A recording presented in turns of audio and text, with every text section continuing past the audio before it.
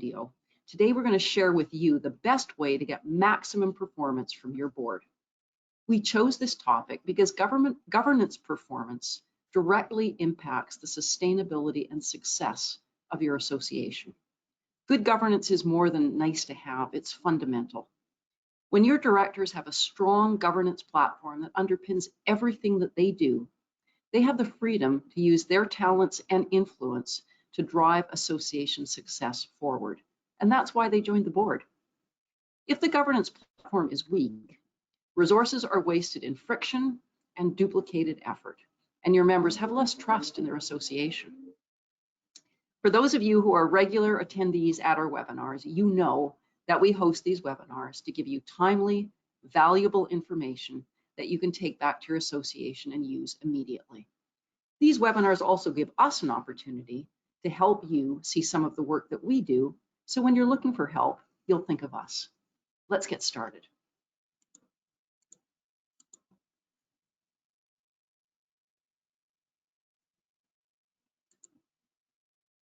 So why does this matter? Well, really, it's all about what's under your hood. If you've got a smoothly functioning engine that's doing a great job for your organization, everything is going smoothly, and it allows you to rise to the top and focus on the things that are really important and really future focused. If you've got a lot of friction, it takes a lot more difficulty to move forward. So really, how can you make sure you're getting the best value out of your directors? Because they are a massive resource. Are you using them effectively? The people that are on your board have skills, they have talents, they have knowledge, they've got connections, and they've got influence. Are you using everything at your disposal in terms of all that richness of resources that you have from your directors? Are you getting the best bang for your association buck with the people that you've got on your board of directors? So, in order to make that happen, how can you leverage the energy, talent, and influence of your board members? What do you need? Well, first of all, you need a solid governance platform. I'm sorry, Erin, it appears that the slides aren't progressing. Ah, well, bear with me. Hang on a sec here.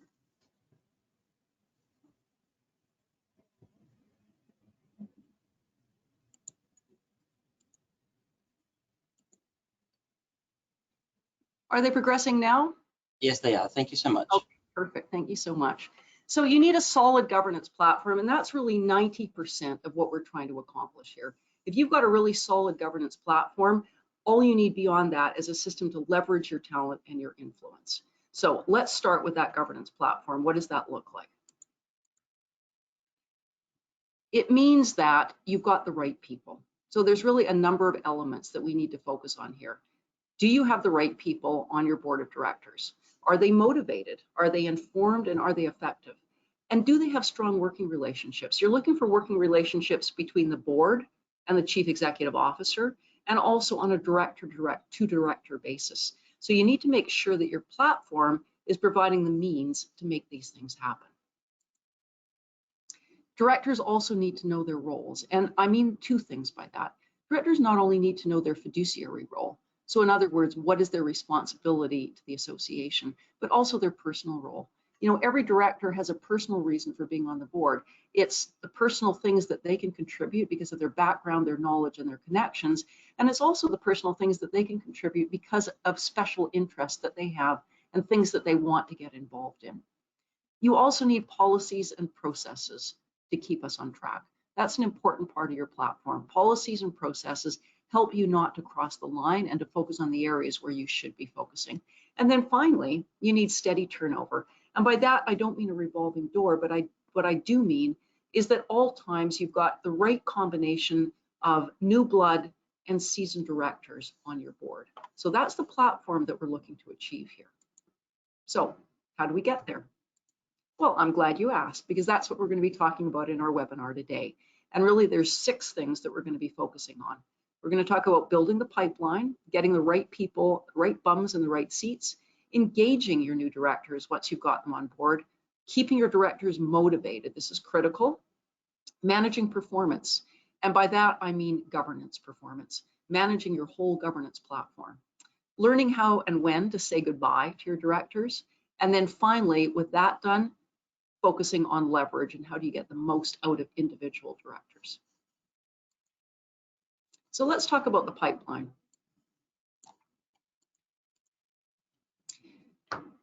Everyone says you need a succession plan, and they're right. And at a minimum, you want to make sure you've got a succession plan that is at least 1 deep. So what I mean by that is any vacancies you know that are coming along, you have a plan in place to replace that vacancy. And I don't mean you've got a plan in place, I'm going to go out, I'm going to look for nominations. You've got more of a pipeline to actually fill that. It doesn't mean you're not going to be going out and looking for nominations, but you already have some candidates that are possibilities and are interested. Keep in mind, though, that 1 deep doesn't necessarily cover you. If you've got a chair that's about to go off the board and you've got a vice chair and they're already there and everything's great, they're ready to take over, and then they suddenly leave the profession, they leave the industry, they die, they win a lottery, 1 deep doesn't cut it anymore. Now you're working on your 2 deep. So just keep in mind, depending on how important the position is and how quickly you need to replace it, that determines what kind of a depth you need in terms of your backup plan. Make sure you've identified people on an ongoing basis, people that you bump into, members with energy, with talent and influence. Just make a note of those people. And as time goes by, remind yourself to reach out to them and encourage them to nominate themselves.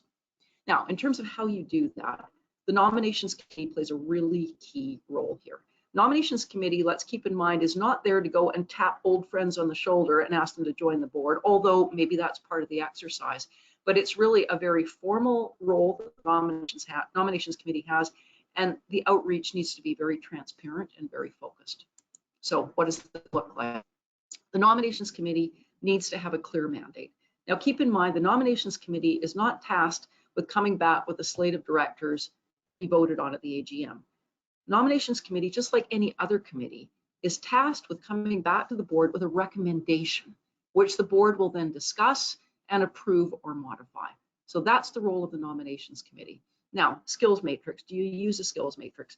I think the concept of a skills matrix is really, really important. Whether you choose to make it formal and go through a checklist of every director identifying what they have and what they don't have and figuring it out from that skills matrix results, or whether you take a more informal approach and informally collect the information about who's got what, who's delivering what, and what you might be missing on the board. Either way, you want to identify your missing skills.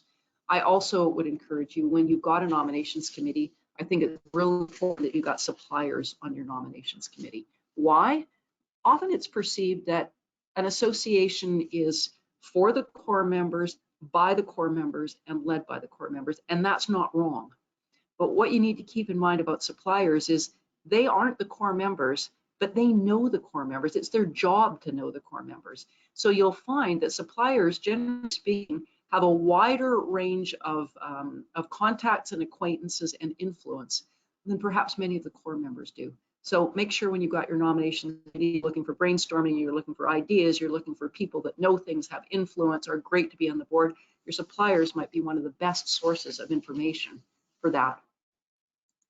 Now, let's talk about focused outreach. Even if you've got a pipeline, so even if you've got a nice long list of people that you think would be good for directors, you've discussed it in the past, they're all possibilities, you still need to make sure you have an open nominations process. Just because somebody put their name forward, a year ago or 2 years ago for the board of directors, it doesn't mean they're next in line.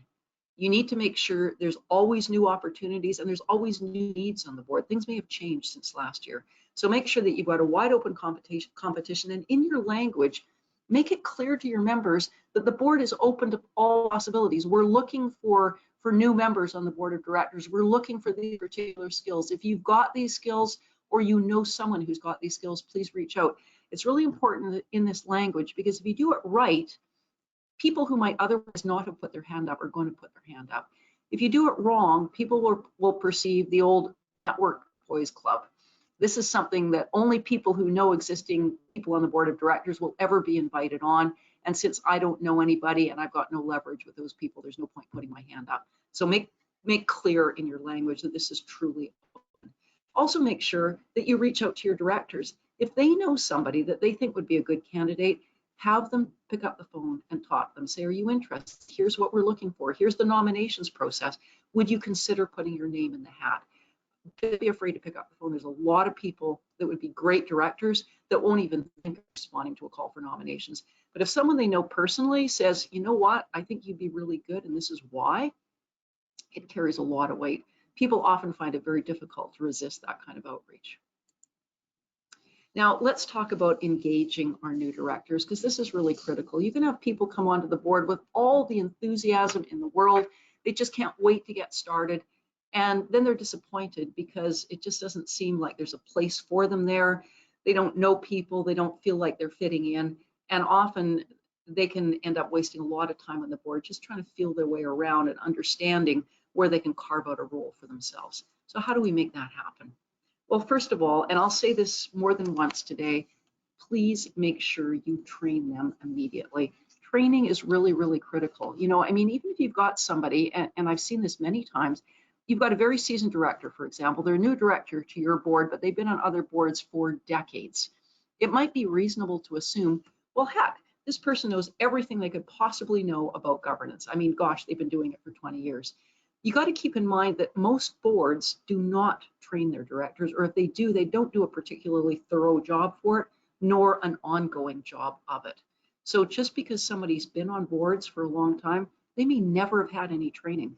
And not only that, but they might have been involved in boards that actually don't have a good governance model. And they might have gone through their career on the board of directors assuming that this is best practice. This is the way it should be. So it might be that for a seasoned director, they've actually got to unlearn stuff before they can learn what is good governance. And it's not just governance you want to train them in. You want to help them to understand the organization. I was talking with an organization the other day that's got a very long history, and some of the directors are saying, you know, we really need context in our governance training, the history of our organization. How did we end up coming to some of the conclusions we have? Why are some of these things really sacred cows? And that background of information can be a very, very important part of the training process. And make sure that part of their training for them as individuals is helping them to understand what is the unique value that they are bringing to the table as a director. What is it about their talent, their influence, and their connections that makes them really valuable on the board? Make sure they know that, so they know what's really valuable about what they're bringing to the table, so they can make sure that they use it to help the association. Also make sure that you connect them with other directors. You know, no matter how old you are, no matter how experienced you are, no matter how much competence you've got, it's still a little intimidating walking into a room of people that you don't know, that you've never met, and maybe you only know them by reputation, but you really don't know them at all. And you want to make sure they feel welcome. You want to make sure they've had the opportunity to interact both from a board perspective and from a personal perspective. That's why one of the reasons I'm really pleased that we're going back to an opportunity for in-person board meetings, because it's really those sidebars when you're having a coffee or you're walking down the hall or you're taking a break. That's when people have the opportunity to get to know each other and to feel comfortable around each other. Also make sure that for new directors, that new directors are regularly getting touch points from the CEO and the board chair. Just to reach out, how are things going? How did you find the last board meeting? Is there anything confusing? Do you have any questions? Reaching out to them right after the board meeting or right before the board meeting can be really helpful to getting them engaged and feeling comfortable in their role. What you're trying to do is to build confidence and to build trust. Now, let's talk about motivating directors. Directors can be very engaged when they first join, but they've got to be motivated in order to continue to add value to the board, because they're human beings just like everybody else. Just to get up in the morning and do work, you've got to be motivated to want to do that. And you need to be even more motivated if you've got a day job on top of the volunteer work that you're doing. So how do we do that? Well, really, it's a combination of challenges and opportunities. These are the best way to motivate directors. If we can all rally around a cause, whether it's mitigating the risk from a challenge or seizing an opportunity and running with it, these are the things that get human beings and therefore directors excited and involved. And I want to say this more than once, it's really important to celebrate wins. You may have a desired outcome for a challenge or desired outcome for an opportunity. We don't always get what we want, but you want to make sure that we are going to get some distance towards that. We may not get all the way, it's just going to depend on the circumstances, but we want to make sure we celebrate everything we have done to move the needle forward, because sometimes that's all you're doing. You're simply moving the needle forward in many different ways to the advantage of the association and its members, but you may not have hit the brass ring on anything, or maybe you've only hit the brass ring on a couple of things. It doesn't mean that everything else is a lack of accomplishment or a failure. You got to make sure that your directors and your members understand the wins that you are accomplishing on the way to that brass ring. So let's talk about challenges. A challenge is something that we should be worried about. A challenge is something that has the potential for a very undesirable outcome. So how do we rally around a challenge? We need to identify what the desired outcome is. Now, after that, it's going to work the same as it does for an opportunity. Let's talk about the opportunity. I think one of the things that we are most inclined to miss is opportunities. We rarely miss challenges. It's usually obvious that we have a challenge, and maybe it's not obvious what we need to do with it, but it's pretty clear we have a challenge. But what often happens is opportunities just glide right by us because we didn't have our eyes and ears open for them. So what you need to do is to ahead of time have your eyes and ears open for the kinds of scenarios that are going to lead to opportunities. Now, it's not necessarily a question of the opportunity means that somebody from a major media outlet puts a microphone in front of your face and says, tell us how awesome you are. That doesn't happen very often. More likely, it's going to be indirect. So for example, a stakeholder needs the kind of help that we can provide. Maybe that's government, maybe it's a like-minded association, maybe it's another stakeholder within the industry or the profession. These can be opportunities. Any opportunity you as an association have to help, that's an opportunity for the association itself. And keep in mind, whenever specialized expertise is trending that you or your association or elements of your membership have, this is a great opportunity as well too. For example, in the middle of the pandemic, how many times did we hear from epidemiologists? How many times did we hear from lab technicians? And during the normal course of events, how much press time would lab technicians and epidemiologists get? Not very much. So this was a great opportunity during the pandemic to get recognition and understanding of your profession or industry that might not have occurred otherwise. So in every situation, an opportunity is going to identify itself. Make sure you've got your eyes and ears open and you're ready to rally your directors and your members around it. And it's the same process. You start with the desired outcome. So what's the desired outcome from this opportunity? Maybe it's more recognition of the value of our members. Maybe it's a decision on the part of the government. Start with the desired outcome in mind. Then sit down with the board and create the strategy. Make sure the board's there and they're part of this. They need to have skin in the game. Next point, this is critical, and I'm going to expand on this because it is so critical. You need to assign clear short-term tasks to your directors. So, for example, you've decided on your desired outcome. It's out here. Now you've got a strategy for how to get there. That's a big picture strategy. Within that strategy are these clear short-term tasks. You don't want to be giving stuff to people that's going to overwhelm them. Remember, they're volunteers. They're doing this all in their free time. Give them one step at a time. Every step being maybe not easily accomplishable, but definitely accomplishable, and not something that's going to take a long time to accomplish. Break everything into baby steps, assign them, and give people the opportunity to gain confidence and wins along the way, rather than just flailing around. Make sure that you've got the resources before you head into this. Don't set yourself up for failure. If it's going to take money, if it's going to take internal consulting, if it's going to take external expertise, if it's going to take a partnership, a coalition, make sure that's part of your strategy and you figure that out in advance. So when your directors go to run with it, they're not going to run out of gas because you forgot to fill the tank. And as we said before, make sure you're celebrating wins at every step of the way. Make sure you reach out to give credit to individual directors that are really stepping up to the plate and to the board as a whole. People are just human. They need to feel somebody else say they've done a good job. Now, let's talk about short-term deliverables here. At this point, if you've done all these things, your board knows the outcome and they're invested in both the outcome and the strategy. It's really, really important that they can see the steps, that they can visualize the steps, because success is building empowerment and confidence as they go along the way, and it contributes directly to directors' own satisfaction about what they have accomplished. It makes them feel, yeah, I as an individual, I'm contributing to the board and I can directly point to that thing. I made that introduction that got us to the decision maker that we needed in order to solve this problem. Or I figured out who the decision maker was, or I put together the strategy for how we could get that decision maker to be on our side. Make sure that people have the opportunity to feel empowered and to feel that they really contributed. Now, Now we get to the governance part of the engine, managing governance performance. And I want to break, this is very high level right now. I want to focus on two things. What do we need to do and what do we need to avoid? Okay, let's talk about what we need to do. Strong governance consists of a number of things. It consists of clear roles, that everybody knows exactly what they need to do. Directors know what directors do. They know what the CEO does, and they know the difference between the two of them.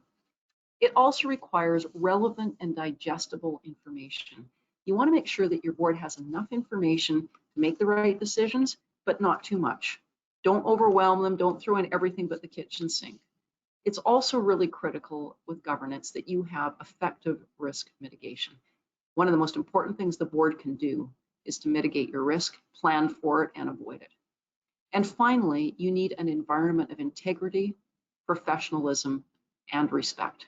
This is part of your platform. And you will find that people will rise up or down depending on the quality of that environment that you put in front of them. Some people might need to stretch to step up to that level of professionalism, but they will if they see that everybody else is doing it. You don't want to take somebody who's already got that level of professionalism and present them with a platform that requires them to lower their levels of professionalism.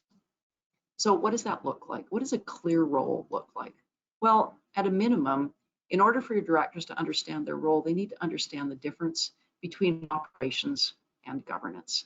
Now, this sounds so simple, and in the old days when I was doing governance training, I would explain, well, it's really very simple. Governance is steering. You decide where you're going, figure out where you want to go, steer in that general direction, and the CEO takes care of the how. CEO takes care of everything else. And I've never found a board that had problems understanding that. Where it becomes problematic is actually putting it into action and on a day-to-day, agenda by agenda item, recognizing that, oh, wait a minute, we're heading down the path into operations here. That's where it can get difficult. And what I found, one of the things that really helps in terms of the board's training is do case studies. So give the board an opportunity to break up into groups, give them real life individual case studies where you're in what might be perceived as being the gray area between governance and operations, and then you go down that path. How do you identify whether you're getting into operations or not? And how do you pull yourself back if you do actually get into operations? And I find case studies can really help with that. And case studies on an ongoing basis. Sometimes if you find a situation where, gosh, we wasted a lot of board time on operations, bring it up right away and go back in time and say, okay, how could we have avoided that? Make sure it's fresh in people's minds because let's face it, they've got a day job to go back to, and that's what puts food on the table. So don't assume that because you said it once or emailed it around that everybody's going to remember that next time. We talked earlier about relevant and digestible information. People are going to be willing to put in the time to make themselves informed as long as it's not overwhelming and as long as their time is being respected. So if you need people to be prepared and you need people to be informed, make sure you send them the information well in advance, but not so far in advance they're going to forget about it by the time they get to the meeting. I suggest that for board meetings where the packages could be bigger, make sure that they have it a week in advance so they've got a full week to review things. And if it's a committee where there isn't a big package, it's an agenda and maybe one accompanying document, at least a couple of days in advance so they have the time to look at it. A clear agenda is really critical here. The agenda is going to drive the quality of the discussion. So you want to make sure with your agenda that first of all, it's focused on strategy. If you've got agenda items that are focused on operations, you're going to be talking about operations. That's just the reality. So think about it. If you're the person that does the initial draft of the agenda, if you are the CEO, if you are the secretary, you are the vice president, you are the chair, if it's your job to prepare that first draft, give your head a shake as you're going through it and say, okay, what are the strategic things that we need to focus on here? And if operations are coming into your mind, elevate it to the strategic level that affects that operation. Make sure that on every agenda item, each agenda item has a specified time associated with it. This tells people what is an appropriate amount of time for us to spend on this particular topic, and make sure they know what the expectation is. Is this meant to result in a vote? Do we need a decision by the board but not a vote? Or is this for information only? Your agenda crafting and information can be so valuable in the results that you actually get from your board meetings. If you've got a lot for them to read, try to provide a management summary. Maybe there is honestly a 50-page document that they just have to read, but give them a summary of the issues and the context ahead of time. Just a quick cover page with a few bullet points or a couple of paragraphs that says, here's what you need to be thinking about as you're going through this document. Here's why you need this document for the information that we're going to be discussing during the board meeting. A management summary can be very helpful. Now let's talk about risk. I said earlier that one of the most important things that your board of directors can do is effective risk mitigation. Often this isn't something that we spend a lot of time on. I challenge you to go through, I don't know, maybe the last dozen board meetings that you've had for your organization. How many of those agendas actually focused on risk? That's an important thing to be tracking yourself on, because there's always risk. And if the board of directors isn't managing that, then who is? There are really three areas of risk that the board needs to focus on and mitigate against. Those are governance risks. In other words, you're not following appropriate governance. Legal risks, you're not following your bylaws, you're not following legislation. And financial risks, we're not on top of our financial situation.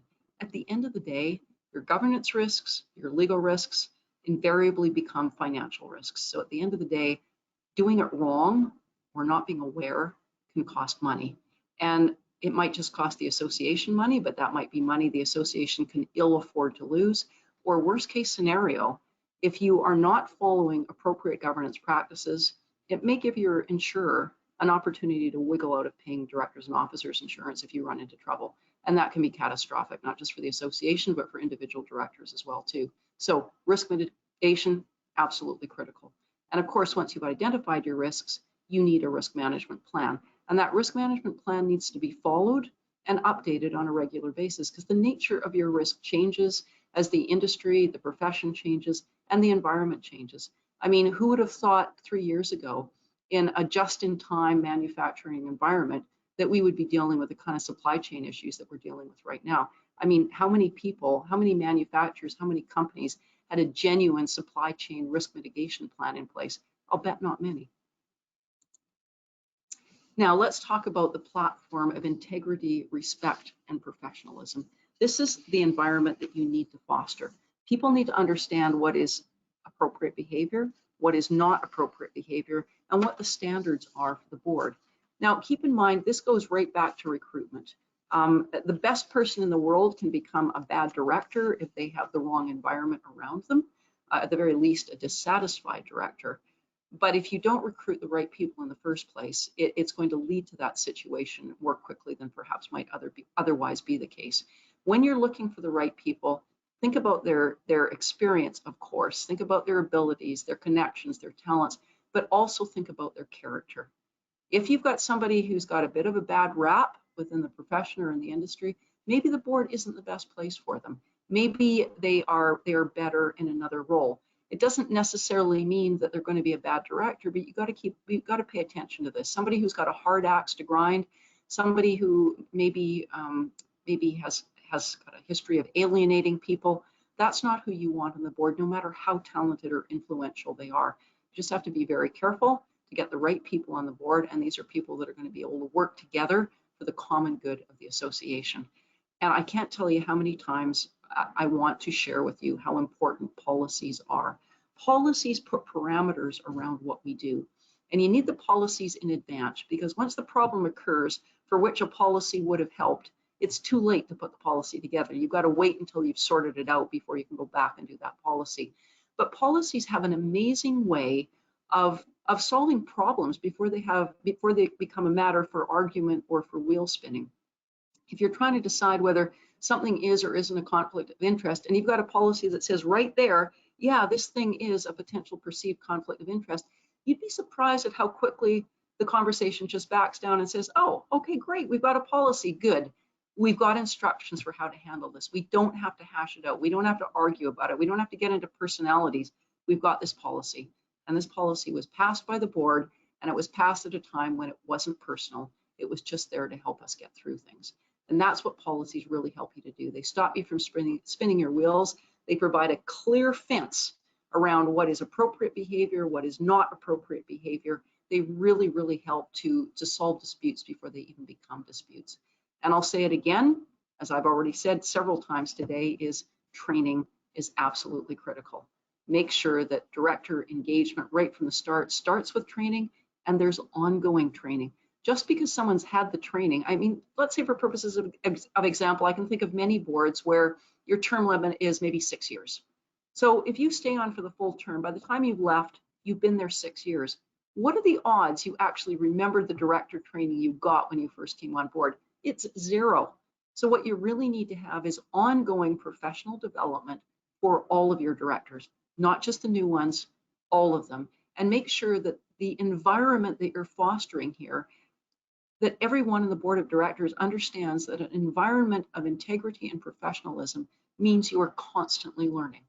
So what does a seasoned director need to know? What does a new director need to know? How can the new director build on the skills that they've learned in the first round of training and take it to the next level? What you want here is a steady progression of learning so that people at every level on the board of directors have the opportunity for strong professional development. And they know when they get on their next board of directors, they really have it nailed, thanks to what you deliver to them on this board of directors. It's also an incentive for people to join. If they know they're going to get training, they're going to be less uncomfortable about learning new skills because they know they're going to be helped with it. So it's also an incentive because it's a perk of being on the board, is that training and that knowledge that you're going to get. Now, we've talked about what you must have. Now, what we need to talk about is what you should avoid. And all of these things are things that are very common on board of directors, and there are relatively simple ways of dealing with them. The first one is groupthink. This is a problem for almost every association because we tend to be made up of individuals with similar lenses. We're all from the same profession, or we're all from the same industry. If we're all looking at an issue through the same lens, there's bound to be stuff out here that we completely missed. So we need to avoid groupthink. We need to figure out a way around that. No parameters mean we don't have a fence around what we're doing. We don't know when we've crossed a line because we don't have those parameters. Uninformed decisions and inadvertent results are flip side of the same thing. If you make an uninformed decision, there's a reasonable chance there's going to be an unpleasant and inadvertent result that comes as a result of it. So make sure that you have a way of avoiding that. And then finally, the thing that you really, really want to avoid is discord between the CEO and the board. And that isn't just, people going at it hammer and tongs. There could be discord simply because the CEO's vision and the board's vision are not aligned. This is something that you need to have the mechanisms in place to avoid it. So how do you avoid groupthink? There's a couple of ways to do it. One way is to make sure that at every board meeting, you've got somebody who's willing to be the devil's advocate. So in other words, if everybody agrees that, yep, the answer is green, okay, we all agree answer is green, maybe there's something we've missed. Okay, Bob, you agree to be the devil's advocate. Tell us why it should be blue. Doesn't mean Bob thinks it should be blue. It means Bob's going to do the best job of putting forward an argument for blue. And then at least, once the board makes a decision whether they voted blue or green, they had the opportunity to assess both sides of the conversation and make an informed decision about the future for the organization. Another way of doing it, and this is part and parcel of the same thing, is to have outsiders on the board. So if you are the Association of Ophthalmologists, maybe it makes sense to have somebody on the board who isn't an ophthalmologist, who maybe isn't even related to the industry, but has an interest in the profession. Outsiders can really help. They're also less likely to be influenced by the opinion of other people on the board. Sometimes people have really good ideas. They really hate to be controversial because they've got to work in their business life with everybody on the board, and somebody comes up with a kind of crazy harebrained idea. They don't want to suggest that maybe we should be considering something else because they don't want to risk alienation of that individual. Much less likely to happen with an outsider. If you have an external accountant who doesn't do business with the organization, there's going to be much less likelihood of that happen. Or another professional who's very seasoned on associations boards, but it isn't an ophthalmologist. Think about outsiders that can really help to bring new blood to the board and new perspectives. Parameters are really your bylaws and your policies. I strongly recommend without reservation that everybody needs policies.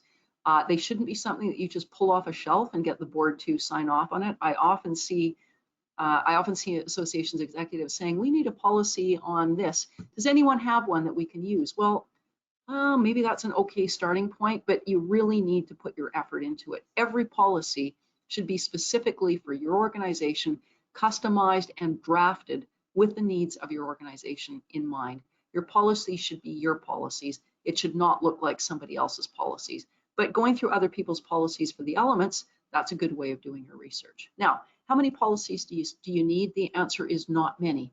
The more you've got, the more difficult it's going to be in compliance with them. So think about, what are the most important policies that you have? What are the ones that you cannot avoid having? First of all, you need confidentiality and non-disclosure. You got to have that one. You should have something that is, if it's not included in the confidentiality and NDA, you should have one for code of conduct for the board of directors. What's expected of directors? What's expected for you in meetings? What's expected of you between meetings? Directors need to know what they're getting into, and that needs to be something that you need to be sharing with directors before they even get onto the board. So at a minimum, confidentiality and NDA and code of conduct for the board of directors. I also strongly recommend an executive limitations policy.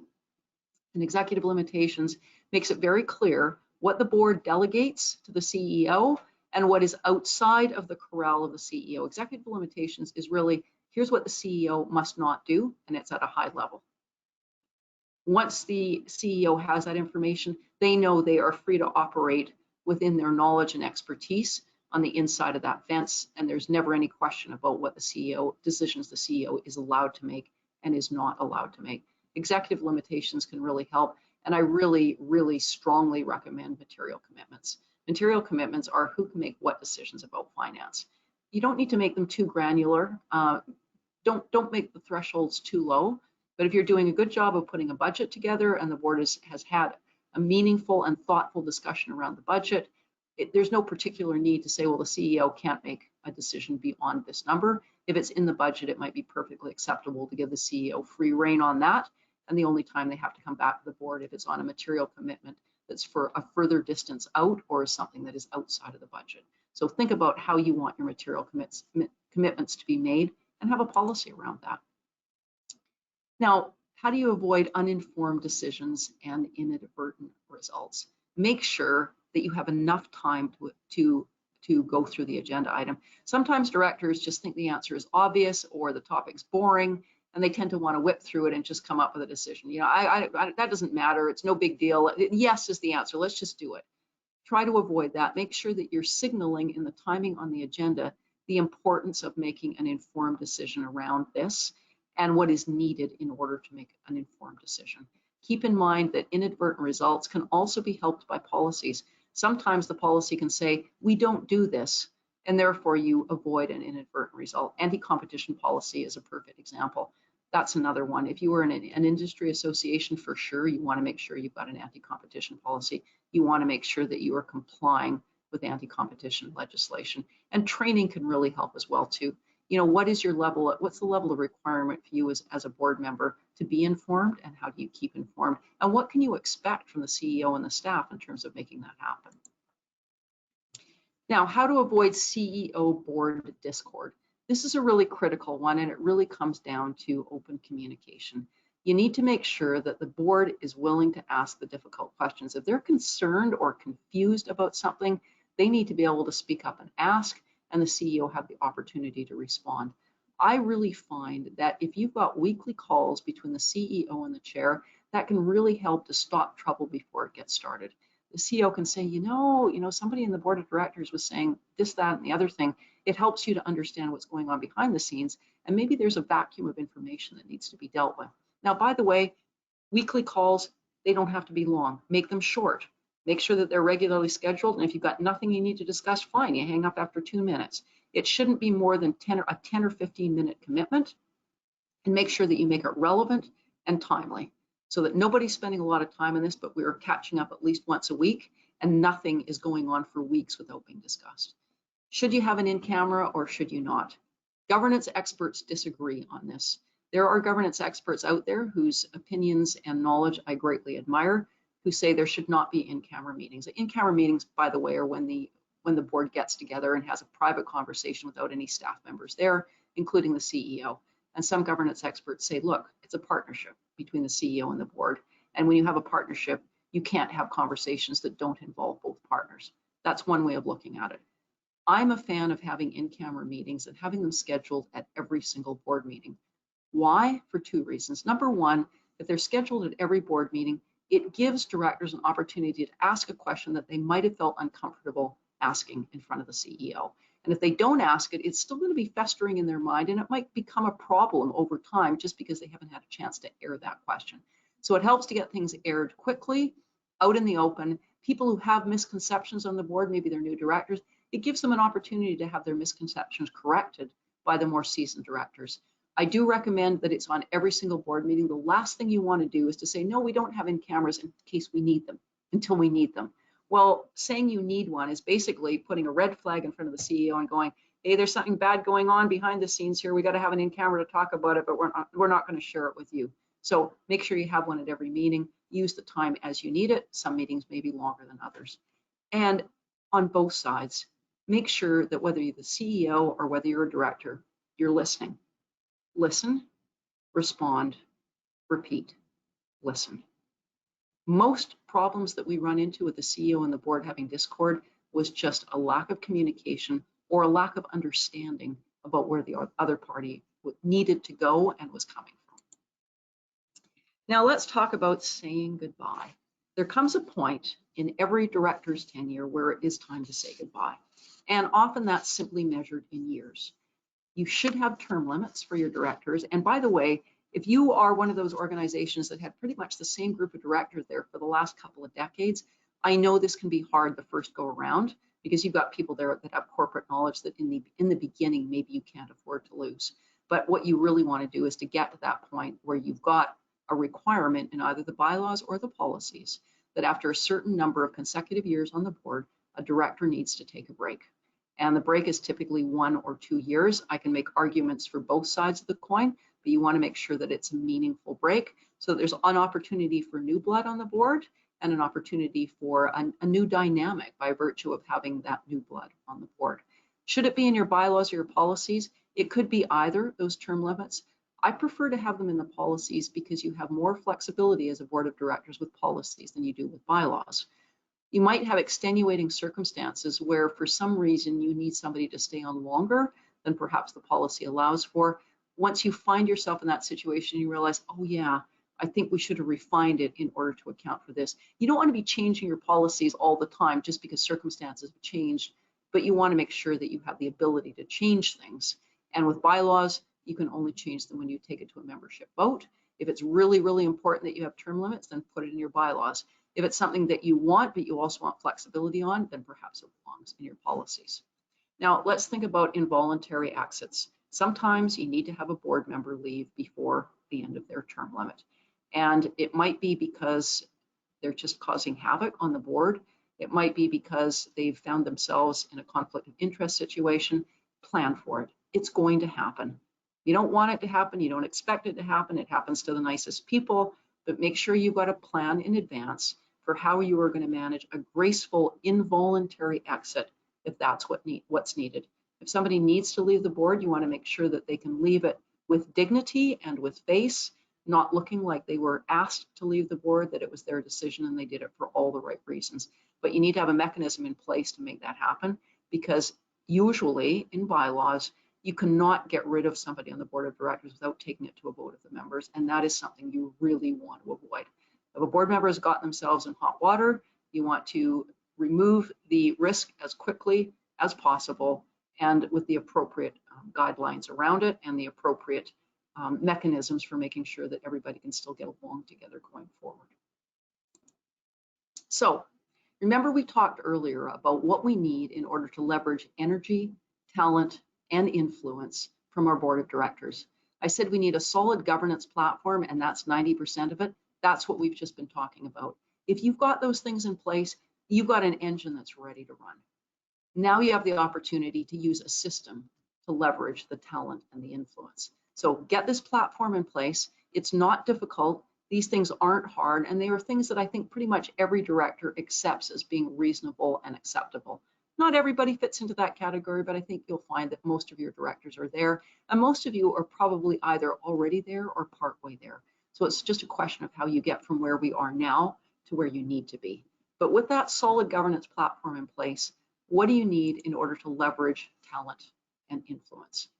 First of all, you need to make sure that the board of directors and the CEO all understand each director's talents and influence. And this should be something that starts before they actually get onto the board, while they're still in the pipeline. What do we know about this member? Where do they have influence? What are their particular talents? What are their interests? What are their hobbies? What would really motivate them? What would really get them engaged? Knowing something about people before they even get onto the board is really important, because then you're not drinking from a fire hose when they get there. Use the opportunity to get people to volunteer. That's why they joined the board in the first place.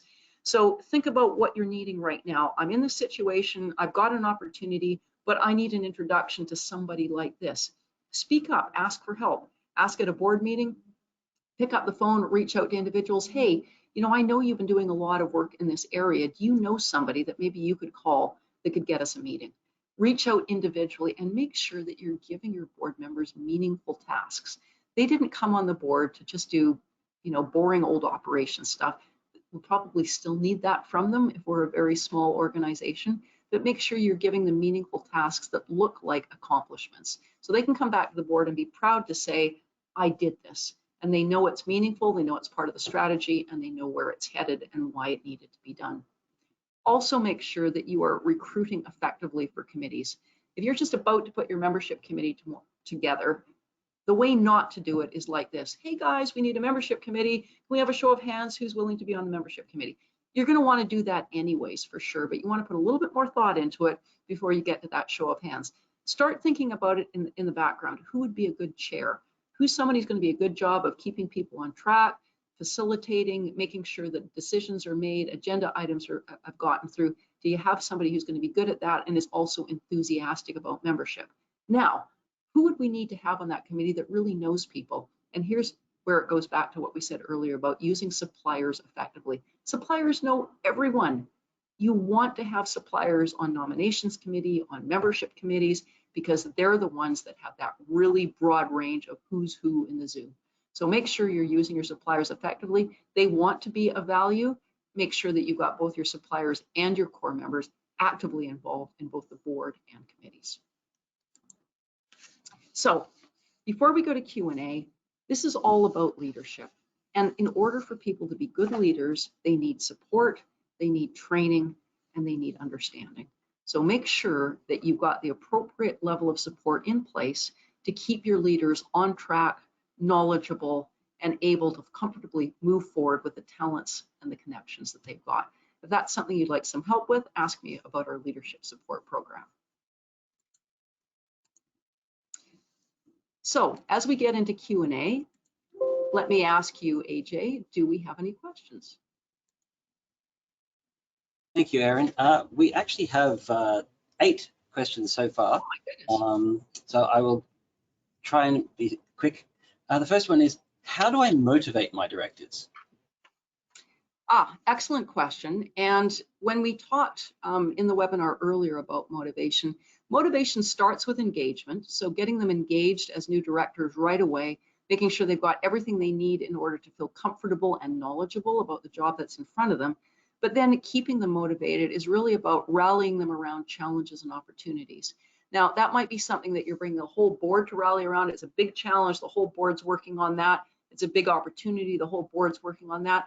Or it might be more micro challenges and micro opportunities that you can assign a couple of directors or a task force to go ahead and come back with recommendations to the board. So really it's starting with engagement, and then it's all about motivating them to solve challenges and to take advantage of opportunities.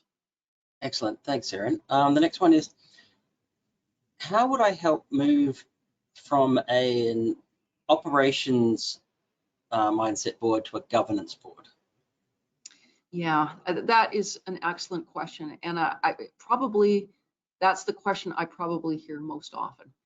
How can I get the board to stop focusing on operations and pay attention to governance, to pay attention to planning, to the future of the organization? And it sounds very basic, but the first step is getting the agenda right. If you've got operations stuff dominating your agenda, the board meeting is going to be about operations. It just is what it is. So you can't give your board an operations focused agenda and then say, and stay out of operations. You need to make sure that the vast majority of each agenda is future focused. And you need to make it clear what level of decision you're looking for from the board. And that's why it's really helpful to note on the agenda what kind of outcome we're looking for this particular agenda item. If it's, generally speaking, if there's any operations involved, you probably don't need a board vote. That's probably more likely to be for bigger picture, higher level decisions. So start with the agenda and make sure the agenda is focused on strategy and high level decisions.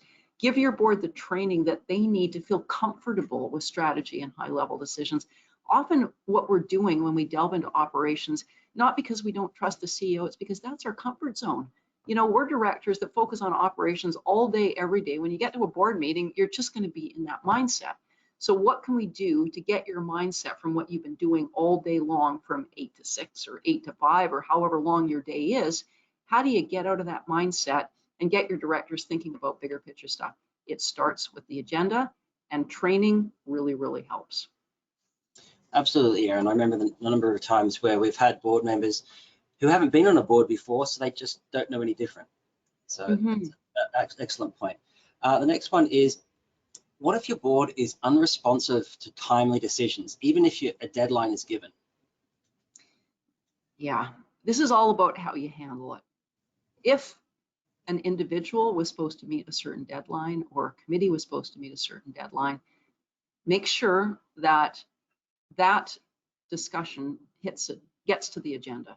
So in other words, if a committee has a deadline of a certain date in order to bring something to the board, make sure it's a board agenda item. Don't go back to the committee and say, hey, are you ready yet? Make sure it's on the board agenda and they know it well in advance. By the way, guys, this is going to be on the September board agenda, so you'll need to give a report.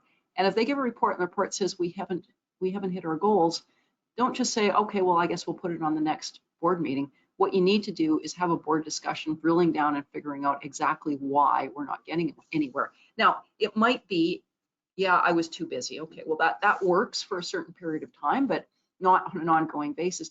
But it might mean that your committee, your task force, your individual, they just don't know the first step. Maybe what you gave them is really big, and you didn't have a strategy, and you didn't have small steps in order to get there. Remember, what we want to be giving our board of directors and any individual directors is clear, short-term tasks for them to accomplish.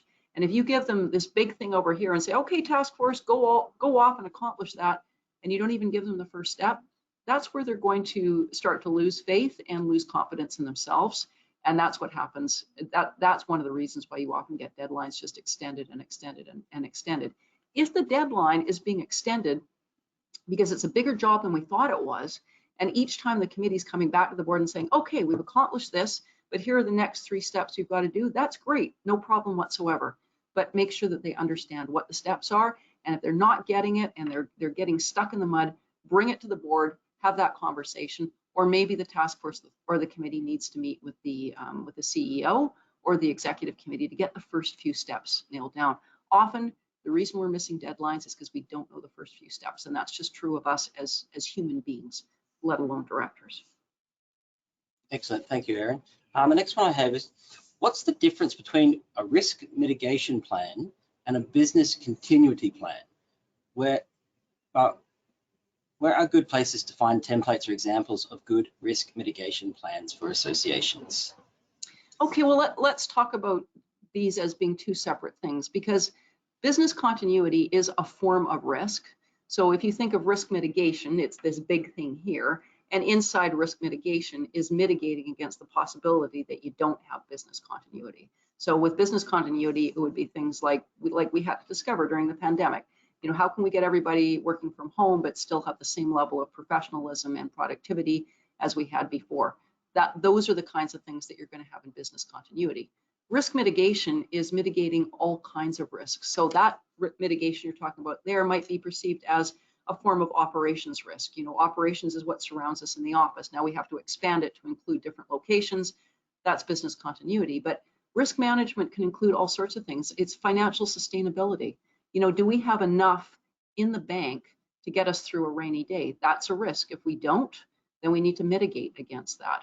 Do we have good governance processes in place, or people just kind of flinging around doing whatever they think is the right thing to do? Well, that's risk, because there's a risk that we're going to end up in violation of anti-competition.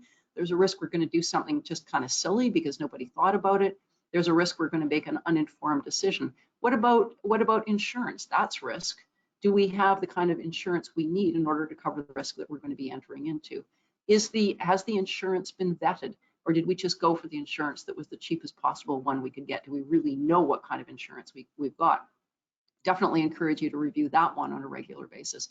So short answer is risk mitigation is about all the kinds of risk that you might have, which generally fit into financial, into legal, or they fit into financial, legal. I'm sorry, there's a third one. I said it earlier. That tends to be your overall big picture risk mitigation, and business continuity comes as a subset of that.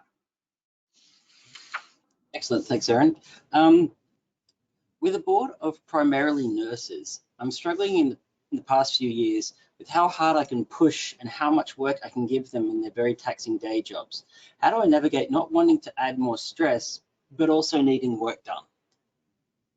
Wow, really great question. And anybody who's got healthcare workers on their board of directors is probably asking that same question. I think the answer is you don't know. It really depends on the individuals themselves. So you might find that you've got individuals on your board that are just so low on energy and confidence in mental health that they just don't feel they've got the energy to do anything. You've probably got other people on the board that are just desperate to do something different, that's a change from their day-to-day grind, that's going to take them out of that mindset and into a more forward-looking, big picture mindset. You know, if you're stuck as a nurse in the day-to-day of having to just get through that shift, if you have the opportunity after hours to focus on something big picture, forward-thinking, optimistic, that has nothing to do with the day-to-day grind you're dealing with, or maybe is going to help solve the day-to-day grind you're dealing with, you might just find that your nurses or your other healthcare professionals seize on that because it gives them a break. It's something different. It's something optimistic that they can focus on. I urge you to have a really, really solid, frank conversation with your board around that, and get people to open up and talk about what they think they can feel comfortable doing, so that they don't feel guilty because they've been given a task that they just don't have the energy to accomplish. Great question. Thanks, Erin. We've got a couple more, but in the interest of time, and I've been trying to pick ones that are different from each other. If you do have additional questions that we just don't get to today, please feel free to contact us on the email address that's on your screen right now. I will also be following up with phone calls over the next few days and the next week. But please send in your questions. I'll end with one last question today, though, Erin, and that is, what do you mean by term limits with off time? Okay, so for example, you might have it in your policies or your bylaws. Well, in your bylaws, you almost certainly have what the term is for a director. So let's say it's 3 years. Every time a director gets elected, their term is 3 years. What you want in term limits is how many consecutive terms can a director serve before they have to take a break. So common language might be, term is 3 years, director term limits is 2 terms, which would be a total of 6 years. And then after that term limit is hit, that director needs to spend a year being not on a year off the board, or 2 years off the board, before they can put their name forward for election in the future. Excellent, thank you, Erin. As I said, I'll pass the remaining questions on to Erin, and if you have any additional ones, please feel free to email us. Thank you so much, AJ, and let's talk about our next webinar on April 26th. I am going to be giving you some great tips about being a great facilitator. Is your chair a great facilitator? If they're not, they could be. Are you a great facilitator? If you're not, you could be. Join us at the end of April for this great session on how to be a great facilitator. And as AJ said, he will be checking in with you to follow up for your feedback. We really value your impressions of these webinars, and we want to give you the best information you want and need.